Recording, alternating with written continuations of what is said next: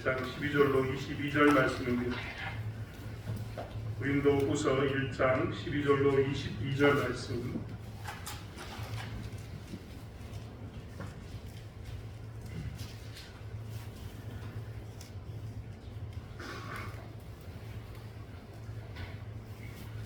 고린도후서 1장 12절로 22절 말씀을 하셨으면 한 목소리로 함께 합독하겠습니다. 우리가 세상에서 특별히 너희에 대하여 하나님의 거룩함과 진실함으로 행하되 육체의 지혜로 하지 아니하고 하나님의 은혜로 행함은 우리 양심이 증언한 바니 이것이 우리의 자랑이라. 오직 너희가 읽고 아는 것 외에 우리가 다른 것을 쓰지 아니하노니 너희가 완전히 알기를 내가 바라는 것은 너희가 우리를 그분쪽으로 알았으나 우리 주 예수의 날에는 너희가 우리의 자랑이 되고 우리가 너희의 자랑이 되는 그것이라. 내가 이 확신을 가지고 너희로 두 번 은혜를 얻게 하기 위하여 먼저 너희에게 이르렀다가 너희를 지나 마게도냐로 갔다가 다시 마게도냐에서 너희에게 가서 너희의 도움으로 유대로 가기를 계획하였으니 이렇게 계획할 때 어찌 경솔히 하였으리요. 꼭 계획하기를 육체를 따라 계획하여 예 하면서 아니라 하는 일이 내게 있겠느냐. 하나님은 믿으시니라. 우리가 너에게 한 말은 예하고 아니라 함이 없노라. 우리 곧 나와 실루아노 디모데로 말미암아 너희 가운데 전파된 하나님의 아들 예수 그리스도는 예하고 아니라 함이 되지 아니하셨으니 그에게는 예만 되었느니라. 하나님의 약속은 얼마든지 그리스도 안에서 예가 되네. 그런즉 그로 말미암아 우리가 아멘하여 하나님께 영광을 돌리게 되느니라.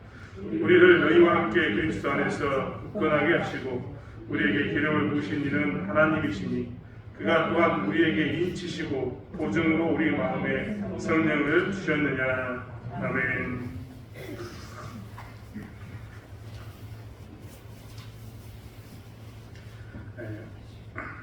어떤 조직이든 어떤 모임이든 지도자의 모습은 항상 중요합니다. 조직이 커지고 그리고 규모가 커질수록 사람들은 지도자 뽑는 데 더욱더 많은 심혈을 기울입니다. 그래서 지도자를 잘 세우고자 합니다. 왜냐하면 지도자의 방향성에 따라서 조직의 어떤 방향이 결정되고 그 조직이 어떻게 다음을 미래를 맞이할 것인가가 결정되기 때문입니다. 특별히 국회의원을 뽑을 때도 우리는 이렇게 미래를 바라보면서 우리 리더를 뽑는 데 신중해야 되는데 신중해야 되는 것은 국가의 방향성과 그리고 우리의 방향성이 결정되어지기 때문입니다. 아무튼 이렇게 지도자를 뽑을 때 있어서 우리는 결코 경솔히 가볍게 뽑지 않습니다. 아무리 내게 가까운 사람이어도 그가 공약도 살펴보게 되고 그가 정말 진실된가 이것도 살펴보게 됩니다. 그는 믿을만한가 이것도 우리는 살펴보면서 우리는 지도자를 뽑는데 우리는 신중하게 선택해서 지도자를 뽑습니다. 사실 여러 가지 것을 이야기했지만 우리가 지도자를 뽑을 때마다 우리는 무엇을 보냐면 먼저는 그가 정말 진실된가 혹은 그가 진짜 신실한가 이것을 살펴보게 됩니다. 진실하지 않은 대통령, 진실하지 않은 국회의원, 진실하지 않은 군위원을 뽑아서는 우리는 절대 되지 않습니다. 그렇다면 그들의 진실성이 깨어지게 되면 우리는 정말 무엇을 믿어야 될지 어떻게 가야 될지 길을 잃어버리기 때문입니다. 또 반면에 신실하지 않는 대통령, 신실하지 않는 국회의원, 신실하지 않는 군위원을 뽑아서도 절대 되지 않습니다. 왜냐하면 믿을만하지 못한데 그들에게 어떻게 국간을 맡기겠습니까? 그렇기 때문에 우리는 항상 지도자를 뽑을 때 많은 것들을 보지만 그 중에 진실성과 신실성은 반드시 바라봐야 되는 줄도 있습니다. 사실 교회도 마찬가지입니다. 교회에서 지도자를 우리가 뽑을 때 사실 우리는 교회에서 뽑는다라고 이야기하지 않습니다. 교회에서 피택되는 지도자는 특별히 장로교회에서는 당회라는 게 구성되는데 당회 안에는 시무장로라고 이야기하는 장로님들을 선출하게 되어 있습니다. 선출할 때 우리는 그것을 피택받았다라고 이야기하는데 그게 뭐냐면 택함을 받았다라는 말로 표현하는 겁니다. 굉장히 완곡한 표현이고 돌려서 표현하는 표현이지만 곰곰이 생각해보면 그 안에 무엇이냐면 뽑혔다라는 있고 선택받았다라는 말이 들어있습니다. 아무튼 교회에서는 그렇게 시무장로들을 뽑습니다. 반면에 담임 목사로 증명하는 목사장로는 어떻게 하느냐? 당회를 구성하고 있는 목사장로는 청빙을 하게 됩니다. 즉 우리가 조 목사님을 모셔오는 겁니다. 절대 여러분 착각하시면 안 됩니다. 시무 장로를 피택할 때에도 목사 장로를 숭빙할 때에도 사람의 힘으로 사람의 기준으로 절대 해서는 되지 않는다는 것입니다. 하지만 그때마다 기본적으로 우리가 가진 기준이 있어야 되는데 그것은 무엇이냐면 오늘 지도자를 뽑는 것처럼 진실성과 그리고 신실함이 반드시 동반되어야 합니다. 목회자가 진실하지 않는데 어떻게 우리가 설교를 나누겠습니까? 목회자가 신실하지 않는데 어떻게 그와 함께 일을 할 수 있겠습니까? 그렇기 때문에 목회자를 뽑을 때에도 이건 장원이었던 시무장로를 뽑을 때에도 피택할 때에도 우리 무엇을 해야 되느냐? 신실성과 진실성을 반드시 살펴보아야 합니다. 그리고 정말 신실한가 진실한가를 살펴보아야 된다는 것입니다. 반면에 아무리 신실하고 진실된 목회자 혹은 장로를 선출했을 때에도 우리가 조심해야 될 것이 있는데 그것은 무엇이냐면 오해라는 게 쌓이는 것을 조심해야 합니다. 오해라는 것은 제 말로는 원래 오해는 잘못된 이해, 잘못된 암에 대해서 오해라고 표현하는데 제가 보는 오해는 정말 우리가 소위 말하는 5번은 풀어야지만 해결되는 그런 게 오해인 것 같습니다. 설명하고 또 설명해야지만 비로소 풀리는 게 뭐냐면 오해라는 겁니다. 어떤 때는 그렇게 설명을 해도 오해가 풀리지 않을 때가 있습니다. 그런데 그러한 일들이 어디에도 나타나느냐? 교회와 지도자, 심지어는 교회와 당회, 좀 더 죽게는 교회와 목회자 사이에도 그런 일이 일어나게 될 수가 있습니다. 그래서는 안 되는데 그런 일이 일어날 수 있다는 겁니다. 이것은 우리가 무엇인가 잘못했기 때문이냐? 그렇지는 않습니다. 여러분 이 부분에 대해서도 분명히 우리는 기억하고 있어야 합니다. 오늘 사도 바울은 고린도후서에 편지를 쓰면서 무엇을 나누냐면 자기의 상황에 대해서 이야기합니다. 고린도 교회에 있는 사람들은 사도 바울에 대해서 완전히 심하게 그의 진실성과 신실성에 대해서 오해하고 있었습니다. 아마 이 자리에 계신 분들 중에 사도 바울이 그가 복음을 위해서 예수 주고 수고했던 것, 마지막까지 생명을 다하면서 십자가를 향해 나갔던 것에 대해서 오늘 이 자리에 앉아있는 모든 분들은 아마 어떤 사람도 의심하지 않을 겁니다. 그런데 고린도 교회는요, 이 부분에 대해서 오해했습니다. 사도 바울의 진실성과 신실성에 대해서 오해했다는 겁니다. 우리는 이미 다 알고 있기 때문에 얼마나 사도 바울이 신실했는가, 진실했는가 다 알고 있는데 고린도 교회는 그 당시에 사도 바울이 이해 못했습니다. 그게 무엇입니까? 오해입니다. 이해하지 못하는 잘못된 이해가 오해가 되어서 사도 바울에게 있었다는 겁니다. 사도 바울은 그것이 늘 가슴이 아팠습니다. 그래서 고린도 후서를 쓰면서도 자기에 대해서 이야기하고 있습니다. 특별히 이 자기에 대해서 이야기하고 있는 이유는 무엇이냐면 자기의 억울함을 드러내기 위해서 절대 자기의 이야기를 쓰고 있지는 않습니다. 자기가 이렇게 오해를 받으면 무엇이 막히냐면 복음이 막혔습니다.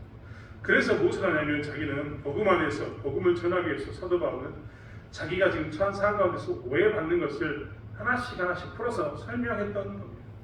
사실 우리도 오늘 본문을 통해서 지도자와 오해가 생기거나 리더와 오해가 생겼을 때 우리는 어떻게 살아야 되는가에 대해서 생각해 봐야 합니다. 이것은 정말 중요한 문제이고 아주 자주 만날 수 있는 상황이기 때문이기도 합니다.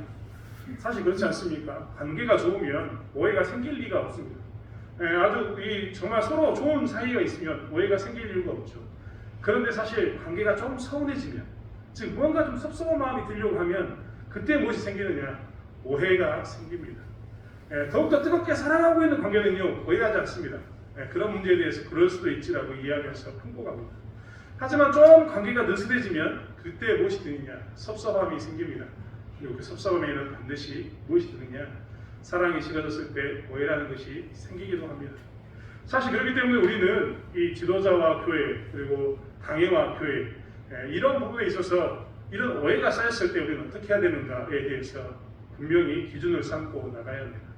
사도 바울도 오늘 우리는 지금 의심할 수 없는 그 사도 바울도 오늘 오해 가운데서 서 있는데 사도 바울은 그때 이 고린도 교회에 뭐라고 편지를 썼냐면 이렇게 편지를 썼습니다. 먼저 첫 번째는 뭐냐면 하나님의 은혜로 일하는 것을 봐달라라고 사도 바울은 이야기합니다.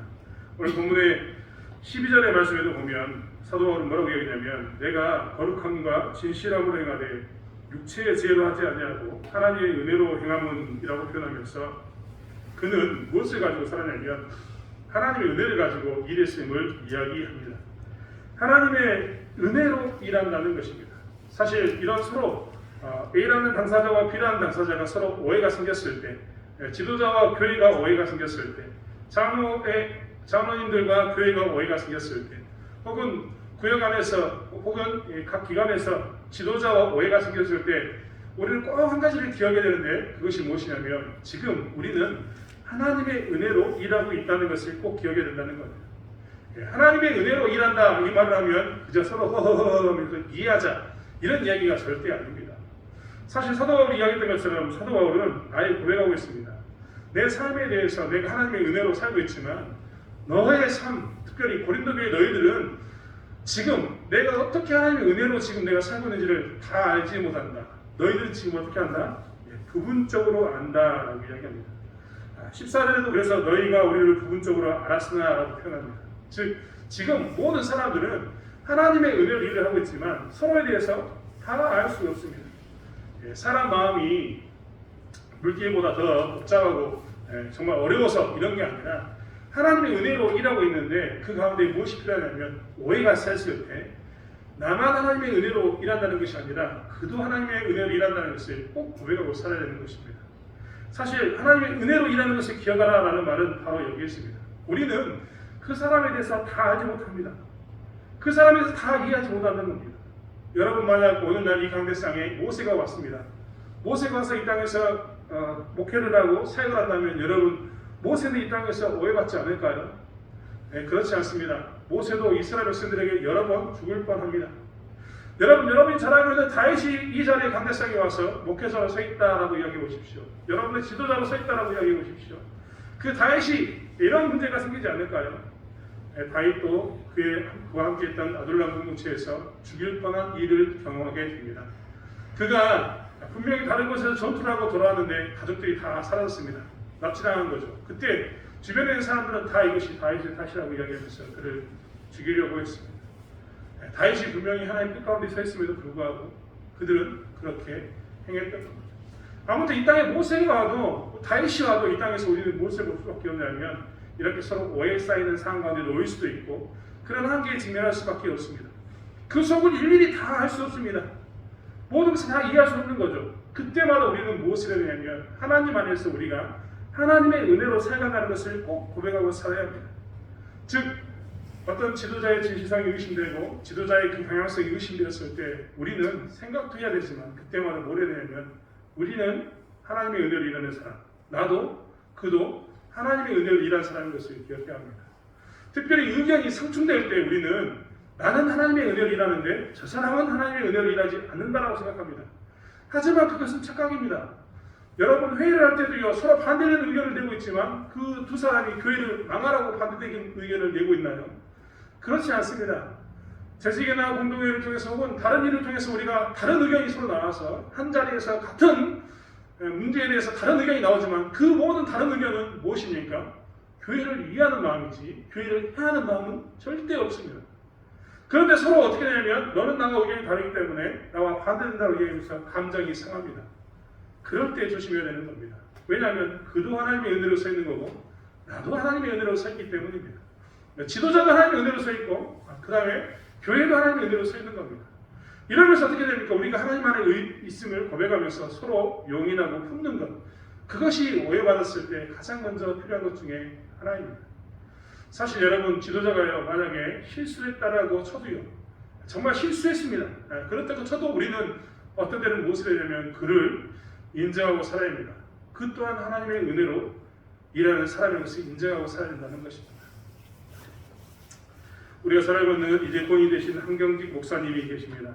한경직 목사님은 종교계의 노벨상으로 이야기하는 템플턴상을 그가 받았습니다. 그는 그 템플턴상을 수여받았을 때 상장과 함께 상금도 받았습니다. 상금이 100만 달러입니다. 100만 달러를 그가 받자마자 어떻게 했냐면 바로 1분 만에 북한으로 보냈습니다. 북한으로 보냈다 이 말은 북한에 있는 고통받은 사람들을 위해서 사용했으면 좋겠다라고 기부했던 겁니다. 1분 동안 자기 스스로가 나는 1분 동안 100만 장자였다라고 이야기했던 이 한경주 목사님은 그의 일평생 입술 가운데 무엇을 달고 살았냐면 나는 죄인입니다 라는 말을 달고 살았습니다. 왜 그는 일평생 죄인이란 말을 달고 살았을까요? 그는 소위 말하는 1992년에 이 템플전상이라고 이야기하는 세상에서 가장 정말 종교인으로서 잘 살았다고 이야기하는 그 상을 받았는데 왜 자기는 죄인이라고 고백했냐면 그는 일제시대 때 신사참배했던 사람이었기 때문입니다. 그는 템플전상을 받았던 그 상에 대해서 축하하는 자리에서마저도 뭐라고 고백했냐면 일생의 짐이었는데 우상숭배의 죄를 이제서야 참여한다라고 이야기하면서 공개적인 석상에서 다시 한번 고백했습니다. 사실 많은 사람들은 그동안 한경지 목사님을 비난했습니다.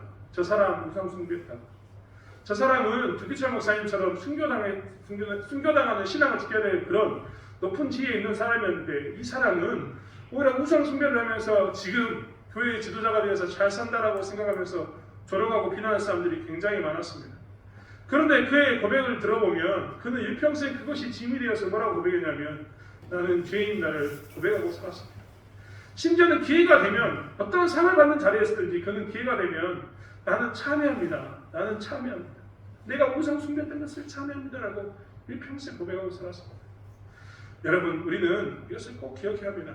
하나님의 은혜로 사는 사람은요 혹여 자기가 잘못한 것이 드러나게 되면 그리고 훗날 그것을 알게 되면 어떻게 하냐면 일평생 그것에 대해서 그의 십자가를 지고 살면서 이렇게 한경주 목사님처럼 내가 죄인이었습니다. 그때 내가 그래서는 안 됐었는데 내가 그랬었습니다라고 고백하고 사는 겁니다. 여러분 사실 우리가 하나님의 은혜로 사는 사람이다라고 다 이야기하면서 그도 하나님의 뜻대로 살겠지라고 생각하면서 우리가 그를 품으면요 그때는 선한 열매가 나타나게 되고 또 그 잘못한 사람이 혹시 지도자였다면 지도자는 평생 한경주 목사님처럼 내가 죄인이다라고 고백하면서 기회가 있을 때마다 그는 신사참배에 대해서 회개했는데 그런 모습 가운데 서게 되는 것입니다. 그렇기 때문에 우리는 무엇을 해야 되느냐 하나님의 은혜로 일한다는 것을 기억하면서 우리는 서로가 서로를 포옹하고 사랑하는 일자리에 서야 합니다. 특별히 목회자와 교회는 더욱더 이 오해가 쌓였을 때마다 목회자도 하나님의 사랑으로 산다. 교회도 하나님의 사랑으로 산다. 서로 하나님의 은혜로 일한다는 것을 꼭 고백하고 살아야 합니다. 어떤 사람들도 정죄해서는 되지 않습니다. 어떤 사람들도 저 사람은 저러기 때문에 하나님의 은혜가 없는 사람이라고 여기서는 절대 되지 않는다는 겁니다. 오히려 여러분 부족한 종이 여러분에게 실수를 하게 되거나 여러분에게 오해받는 일이 있으면 꼭 이제 저 부족한 종을 위해서 기도하십시오. 하나님 저분이 하나님의 은혜로 살기를 원합니다. 그리고 저분도 하나님의 은혜로 삽니다라고 기도해 주셨으면 좋겠습니다. 혹여 여러분의 지도자들, 여러분이 뽑았던 지도자들, 정말 우리 장로님들은 그런 일이 없지만 너무나 잘해서 문제지만 우리 장로님들이 연약한 모습이 보이거나 장로님들과 오해가 생기면 꼭 기도하십시오. 우리 장로님들도 하나님의 은혜로 사는 사람들입니다. 하나님의 은혜로 살게 해주십시오라고 기도하셔야 됩니다. 여러분의 리더가 혹시 여러분 가운데서 그런 문제가 생겨서 여러분과 오해가 생기면 여러분의 리더를 위해서 여러분의 지도자를 위해서 어떻게 해야 된다고요? 저분도 하나님의 은혜로 사는 사람인 것을 고백하면서 하나님 저분에게도 하나님의 은혜가 더 임하기를 원합니다라고 기도하는 삶을 살아야 합니다. 이것이 사도 바울이 지금 고백하는 교회와 자기 사이에서 우리가 이런 마음을 해보고자 하는 첫 번째 마음입니다. 두 번째는 무엇이냐면 사도 바울은 두 번째로 무엇을 이야기하냐면 계획이 변경되었을 때에는 하나님의 뜻을 찾으라라고 이야기합니다. 사도 바울은 오늘 사실 어디를 들리기로 했냐면 고린도 교회를 들리기로 했습니다. 오늘 본문에 쭉 설명되어 있는 것처럼 마게도냐로 갔다가 마게도냐에서 다시 그들을 방문하고 이동하는 그런 계획들을 사도 바울은 세웠습니다. 그리고 사도 바울은 그 이야기를 고린도 교회에 이미 편지를 통해서 이야기했습니다. 고린도 교회는 사도 바울에 대해서 기다리고 있었던 거죠. 이 사람이 시간이 되면 마게도냐를 통해서 우리에게 올 것이다 라고 생각했던 겁니다. 그런데 사도 바울이 오지 않았습니다. 그러자 고린도 교회에서는 어떻게 생각했냐면 사도 바울은 입술로는 내가 간다라고 이야기하는 사람인데 속으로는 안 갈 거야. 너희한테 내가 왜 가? 너희한테 가는 게 힘들어. 너희들이 싫어. 이런 속으로는 아니요라는 마음을 가지고 있는데 입으로만 예 하는 사람으로 생각했습니다. 사도 바울은 그것에 대해서 뭐라고 이야기하냐면 계획이 변경된 게 내가 일부러 내 안에 가기 싫은데 너희들한테 간다라고 이야기했던 그런 게 있는 게 아니라 내 안에는 진짜 즉 간다라는 게 진실했는데 내 삶 가운데서 말로도 진실되게 내 간다라는 말을 내 속마음과 입술로 동일시된 모습으로 간다라고 이야기했는데 상황과 환경이 바뀌어서 가지 못하게 되었다라고 이야기합니다. 상황과 환경이 바뀌어서 가지 못하게 된 이때에 사도 바울이 이야기하는 것은 무엇이냐면, 그렇다면 우리가 하나님의 뜻을 찾아보자라는 겁니다. 하나님의 뜻을 찾아보자.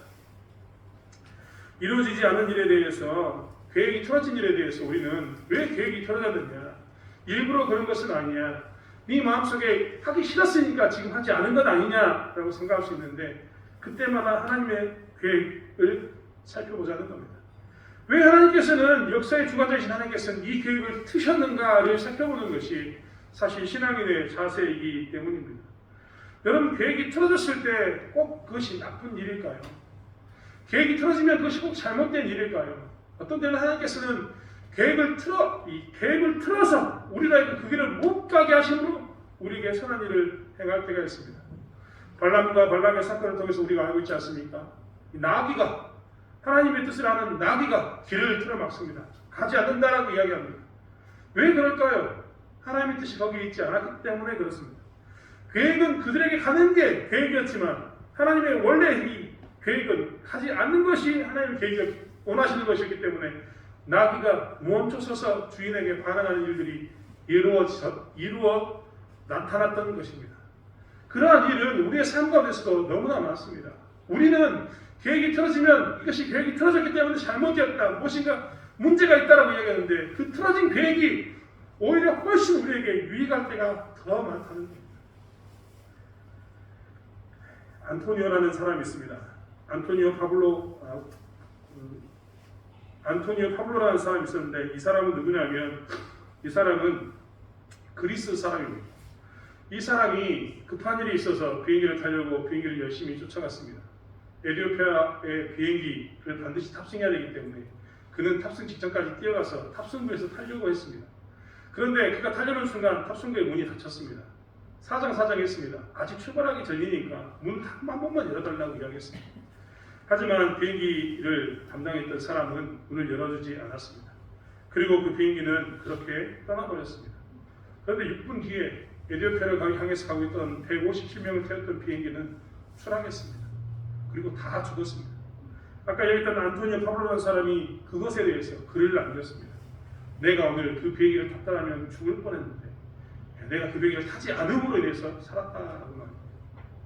사실 우리는 이렇게 계획이 틀어졌을 때, 우리의 생각과 다른 방향으로 나갈 때 우리가 무엇을 생각해야 되냐면, 왜 틀어졌는가에 대해서 원망과 불평할 게 아니라 이 틀어진 것을 통해서 하나님께서는 무엇을 원하는가를 찾아야 합니다. 사실 이게 성숙한 사람의 모습이기 때문입니다. 하나님이 일을 멈추게 하시거나 뒤틀 때는, 기다리게 하실 때는 반드시 이유가 있습니다. 여러분, 그렇지 않습니까? 우리가 우리 인생 가운데서 우리가 무엇을 결정했습니까? 아니, 우리가 결정하더라도 그것을 이루신 분이 하나님이 아니셨습니까? 이루신 분이 하나님이 아닌 적이 한 번이라도 있었습니까? 항상 이루신 분은 하나님이었고, 우리가 늘 고백하면서 사람이 자기의 마음으로, 자기의 중심으로 계획을 했을지라도 이루신 분은 늘 하나님이라고 고백했습니다. 그런데 정작 계획이 틀어지면 어떻게 되냐면, 우리는 그 순간만큼은 잃어버리게 됩니다. 그리고 왜 계획이 뒤틀렸냐고, 왜 이것을 하지 않았냐고, 이것이 왜 이런 문제로 드러나냐고 우리는 수없이 이야기하게 됩니다. 하지만 그때마다 우리는 무엇을 해야 되느냐, 하나님의 뜻은 무엇입니까라고 기도하는 자리에 서 있어야 합니다. 왜 하나님께서는 이 계획을 이루지 않으셨습니까? 하나님 이 계획을 통해서 무엇인가 또 다른 것을 보게 하실 거면 우리를 알고 속히 보게 해 주십시오. 이 계획을 멈추게 하셨다면 다른 계획이 있을 줄 믿사오니 그것을 보여달라고 기도할 것이 뭐냐면 신앙인의 자세인 겁니다. 어떤 지도자와 교회가 문제가 생기고 내가 섬기고 있던 조직 안에서의 리더와 문제가 생겼을 때마다 우리는 그렇기 때문에 무엇을 해야 되냐, 열심히 준비하고 최선을 다해서 준비하고 성실하게 준비해야 되지만, 그럼에도 불구하고 일이 막혔다면, 그럼에도 불구하고 무엇인가 막혀지게 된다면 그때 우리는 무엇을 해야 되느냐, 하나님의 뜻을 찾는 데 집중해야 되지, 왜 그 일이 되지 않았는가로 우리의 에너지를 낭비해서는 절대 되지 않는다는 겁니다. 사랑하는 성도 여러분, 그렇기 때문에 우리가 어떤 문제가 막히면 그때마다 함께 기도해 주시기 원합니다. 함께 하나님의 뜻이 무엇인가를 찾는 저와 여러분이 되길 원합니다. 사도 바울이 고백했던 것처럼 사도 바울은요, 안에 예스가 들었습니다. 예라는 말이 들었었고 밖으로 예라는 말을 고백했던 사람입니다. 결국 하기 싫어서가 아니라 하고 싶었으나 할 수 없는, 그런 문제가 생겼을 때 우리는 그렇기 때문에 반드시 그 마음을 이해하면서 함께 기도해야 될 줄 믿습니다. 하나님의 뜻을 찾아야 될 줄 믿습니다. 사도 바울은 이 하나님 뜻을 찾는 부분에 대해서 이야기하면서 무엇을 이야기하냐면 내가 목숨을 걸고 하나님 뜻을 증거했던 복음을 기억하라고 이야기합니다. 내가 너희들에게 어떻게 복음을 전했는지 19절에 나와 있는 것처럼 실로와 너와 디모데로 말미암아 너희 가운데 접하된 그 예수 그리스도 우리가 함께 있던 예수 그리스도를 복음을 기억하라고 사도 바울은 분명히 이야기합니다. 복음을 전해준 이 사람이 누구냐라고 이야기하면서 내가 복음 안에 서 있는데 설마 복음 안에서 너희들에게 복음을 전했던 내가 복음으로 교회를 세우기를 원했던 내가 이 계획이 틀어진 것에 대해서 의도가 있었겠느냐라고 묻습니다. 즉 복음 안에 있는 그것만 바라보아도 우리는 계획을 기다릴 수 있음을 이야기하고 있습니다. 이것을 통해서 하나님께서 오히려 복음을 더 전하기 위해서 그를 했을 거다라고 이야기하면서 사도 바울은 무엇을 이야기하느냐 하나님의 다른 뜻을 찾자라고 이야기합니다. 계획이 변경되었을 때는 하나님의 다른 뜻을 쫓아가자라고 이야기하고 있다는 겁니다. 마지막으로 사도 바울이 이야기하는 것은 무엇이냐면 우리를 세우신 분은 하나님이시다라는 것을 고백하자라고 이야기합니다. 오늘 성경은 21절부터 우리를 너희와 함께 그리스도 안에서 굳건하게 하시고 우리에게 기름을 부으신 이는 하나님이시니 그가 또한 우리에게 인치시고 보증으로 우리 마음에 성령을 주셨느니라라고 이야기합니다. 사실 우리는 지도자와 그리고 교회가 모두 다 무엇을 기억해야 되냐면 리더와 그리고 그 구역 안에 속해 있던 그 회원들이 다 무엇을 기억해야 되냐면 우리는 하나님이 세우셨다는 것을 반드시 기억해야 된다는 것입니다. 그리고 하나님이 세우셨을 뿐만 아니라 하나님께서 보증했다는 것도 기억해야 합니다. 보증이라는 이 단어는 우리가 잘 알고 있는 것처럼 우리가 보통 쓰고 있는 그 보증, 그 단어입니다. 하지만 유대인들에게 있어서 그리고 헬라어에 있어서 이 보증이라는 말은 좀 더 다른 의미를 갖습니다.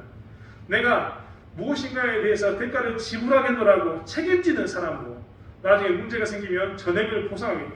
이 문제의 끝자락에서는 내가 반드시 손실을 따져서 모든 것을 갚아주겠다라고 이야기하는 게 이 보증의 뜻입니다. 즉 하나님께서 우리를 세우셨고 성령으로 우리에게 보증이 되었다. 이 말은 무엇이냐면 혹여라도 무슨 문제가 생기거나 어떤 어그러짐이 있었을 때 성령 하나님께서 뭘 하겠다고요? 모든 것을 책임지고 전적으로 모든 것을 원상복구할 수 있을 만큼의 모든 보상을 하겠다, 배상을 하겠다라는 말이 오늘 이 말 안에 들어있습니다. 그렇기 때문에 우리는 무엇을 기억해야 되느냐? 문제가 있을 때마다 우리를 세우신 이가 하나님이시고 혹여 이 문제에 대해서 하나님께서는 우리에게 보증으로 성령을 주셨음을 고백하면서 성령께서 이 문제를 선함으로 이끄실 것을 고백하고 살아야 합니다. 성령께서 우리의 어그러짐을 오히려 펴서 하나님 뜻을 이루는 도구로 사용하신다는 것을 기억하면서 살아야 된다는 것입니다. 사랑하는 성도 여러분, 이랬을 때 교회가 든든히 서갑니다. 오해가 풀어지고 오히려 그것을 통해서 교회가 서가는 은혜가 있게 된다는 것입니다. 사도 바울은 오늘 그렇기 때문에 자기의 계획이 변경되는 것, 그 계획이 변경된 것 때문에 사람들이 사도 바울의 진실함과 신실함에 대해서 의심했을 때 이것을 이야기하고 있습니다. 우리를 세우신 분은 하나님이시고 성령이 보증하십니다. 우리는 지금 어디에 서 있는가? 우리는 하나님 은혜로 일하고 있고 하나님 은혜로 서 있다라고 이야기합니다. 그리고 계획이 변경되면 틀어지면 그 안에서 하나님의 신실함을 찾자라고 이야기하고 있다는 겁니다. 우리 또한 이런 은혜 가운데 서기를 바랍니다.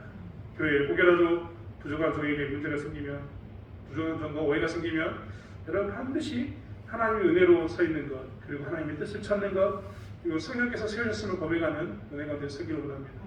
혹여라도 여러분이 속했던 그 구역이나 혹은 여러분이 속했던 기관 안에서 지도자와 어떤 문제가 생기게 되면 여러분 꼭 기도하십시오. 하나님의 뜻이 무엇인가를 찾는 게 우선이고 하나님이 세우셨음을 고백하는 것이 우선이고 하나님의 은혜로 우리가 이뤄왔다는 것을 서로 인정하며 사는 것이 우선이라는 것을 꼭 기억하면서 오해를 풀고 교회를 든든히 세워가는 저와 여러분이 되길 원합니다.